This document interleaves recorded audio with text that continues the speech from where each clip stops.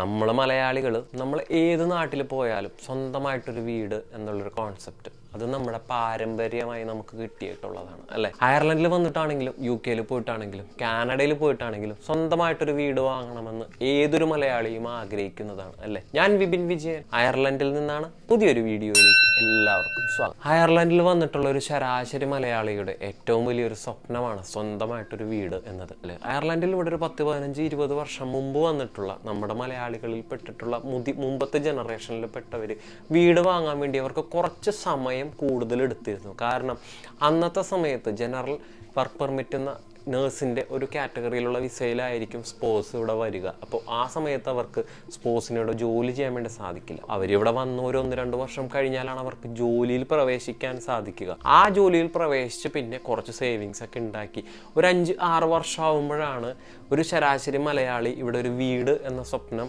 യാഥാർത്ഥ്യമാക്കിക്കൊണ്ടിരുന്നത്. അന്നത്തെ കാലത്തുള്ള ഒരു പ്രത്യേകത എന്ന് പറയുന്നത് അന്ന് റെന്റ് വളരെ കുറവായിരുന്നു.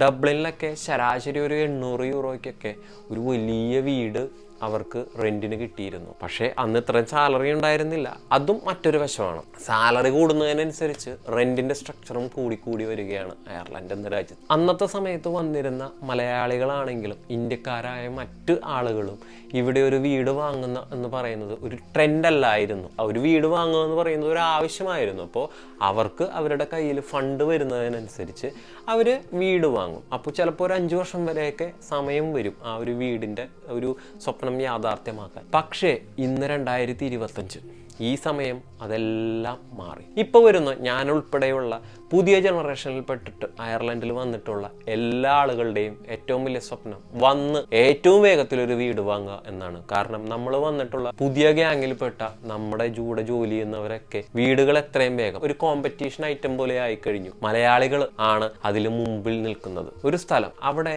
ഒരു പുതിയ റെസിഡൻഷ്യൽ പ്രോപ്പർട്ടി ഇനോഗ്രേഷൻ ചെയ്തു. ആ പ്രോപ്പർട്ടി അവിടെ ബുക്കിംഗ് സ്റ്റാർട്ട് ചെയ്തിട്ട് ബുക്കിംഗ് രാവിലെയാണ് സ്റ്റാർട്ട് ചെയ്യുന്നത്. വിത്തിൻ മണിക്കൂറിനുള്ളിൽ തന്നെ ആ വീടുകളുടെ ഒരു ഭൂരിഭാഗം എസ്റ്റേറ്റിലുള്ള വീടുകളും അവർ വാങ്ങി. അപ്പോൾ അത്രയും വലിയ ട്രെൻഡാണ് ഈ കഴിഞ്ഞൊരു 2 കൊല്ലം കൊണ്ട് അയർലൻഡിൽ സംഭവിച്ചുകൊണ്ടിരിക്കുന്നത്. വലിയൊരു മാറ്റമാണ്.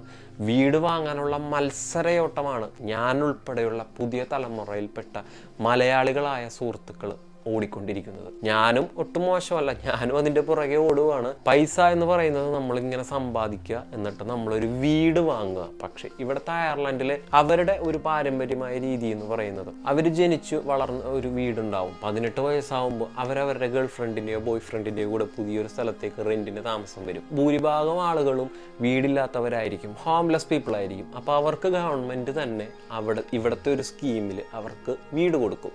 ആ വീട് അവർക്ക് കിട്ടിയാൽ അവർ വീക്കിലി ചിലപ്പോൾ 25-50 യൂറോ, അതൊരു സ്ലാബാണ്. പല കാറ്റഗറിയിൽപ്പെട്ടവരായിരിക്കും. ചിലപ്പോൾ 30+ ആയിരിക്കും. ചിലപ്പോൾ അവർക്ക് വലിയ ശമ്പളം കിട്ടുന്ന ജോലി ഉണ്ടാവില്ല. അങ്ങനെ പല ക്രൈറ്റീരിയാസ് ഉണ്ട്. ആ ഒരു ഐറിഷ് ഫാമിലിക്ക് ആ വീട് കിട്ടിയ അങ്ങനെ ഒരു 25-30 കൊല്ലം അവർ ആ വീട്ടിൽ താമസിച്ച് കഴിയുമ്പോൾ ഗവൺമെൻറ് ആ വീട് അവർക്ക് സ്വന്തമായിട്ട് വാങ്ങാനുള്ള ഒരു ഓപ്ഷൻ കൊടുക്കും.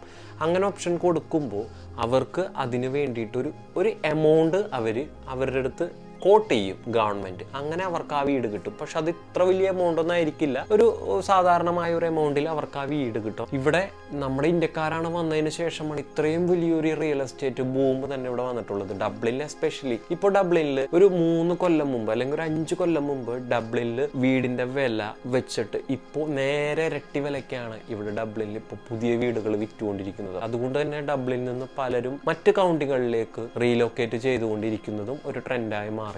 അപ്പോൾ നമ്മൾ മലയാളികളെ, ഞാൻ ഉൾപ്പെടെയുള്ള മലയാളികളെ ഞാൻ കുറ്റപ്പെടുത്തുന്നതല്ല. നമ്മുടെ ഒരു കോൺസെപ്റ്റ് അതാണ്. നമുക്ക് ഇവിടെ വന്നു കഴിഞ്ഞാൽ നമുക്ക് സ്വന്തമായിട്ടൊരു വീട് വേണം. അത് ഏറ്റവും നല്ലൊരു കാര്യമായിട്ട് തന്നെയാണ് എനിക്കും തോന്നുന്നത്. ഒരു 10-15 വർഷം കഴിഞ്ഞ് നമ്മൾ തിരിച്ച് നാട്ടിലേക്ക് എപ്പോഴെങ്കിലും പോകാൻ പറ്റും എന്നുണ്ടെങ്കിൽ നമുക്ക് ആ വീടൊരു ഇൻവെസ്റ്റ്മെന്റ് ആയിട്ട് ഇവിടെ തുടരാം. അല്ലെങ്കിൽ നമുക്കത് റീസെയിൽ ചെയ്ത് ആ ഫണ്ട് നമുക്ക് നാട്ടിൽ കൊണ്ടുവരാം. അത് നല്ലൊരു കാര്യമാണ്. പക്ഷേ അതിൻ്റെ ഒരു മറുവശത്തുള്ള ഒരു നെഗറ്റീവാണ് ഞാൻ പറഞ്ഞത്. ആ ഒരു വില കൂടുന്നതും പിന്നെ ഈ ഇടയ്ക്ക് വംശീയ അധിക്ഷേപങ്ങൾ ഇവിടെ നടന്ന സമയത്തെല്ലാം അവർ പറയുന്ന ഒരു റീസൺ, കാരണം നമ്മൾ ഇന്ത്യക്കാരാണ് ഏറ്റവും കൂടുതൽ ഇവിടെ വീട് വാങ്ങിക്കൂട്ടുന്നത് എന്നാണ് ഇവിടെയുള്ള ഐറിഷുകാർക്കിടയിലുള്ള ഒരു സംസാരം. അവരുടെ ആളുകൾക്ക് ഇവിടെ വീട് വാങ്ങാൻ പറ്റുന്നില്ല. കാരണം ഇമാതിരി വിലയൊന്നും കൊടുത്താൽ അവർ വീട് വാങ്ങില്ല.